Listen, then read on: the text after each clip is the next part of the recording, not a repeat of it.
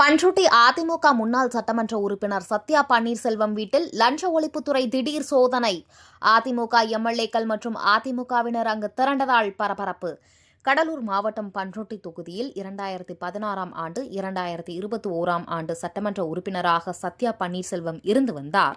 இந்நிலையில் பண்ருட்டியில் உள்ள அவரது வீடு மற்றும் சென்னையில் உள்ள அவருக்கு சொந்தமான இடம் மற்றும் முன்னாள் நகராட்சி ஆணையாளர் இல்லம் உள்ளிட்ட 6 இடங்களில் லஞ்ச ஒழிப்புத்துறை போலீசார் சோதனை மேற்கொண்டு வருகின்றனர்.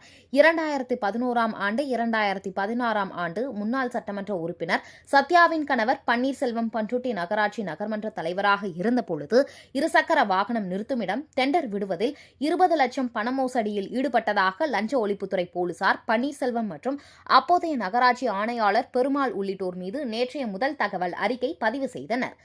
இதனை அடுத்து லஞ்ச ஒழிப்புத்துறை கூடுதல் கண்காணிப்பாளர் தேவநாதன் தலைமையில் லஞ்ச ஒழிப்புத்துறை அதிகாரிகள் பன்னீர்செல்வம் வீடு மற்றும் அவரது ஆதரவாளர்கள் வீடுகளில் காலை முதல் சோதனை செய்து வருகின்றனர்.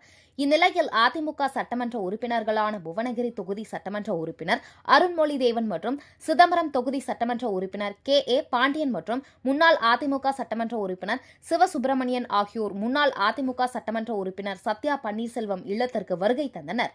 அப்பொழுது அதிமுக நிர்வாகிகள் மற்றும் தொண்டர்கள் அங்கு குவிந்ததால் பரபரப்பு ஏற்பட்டது.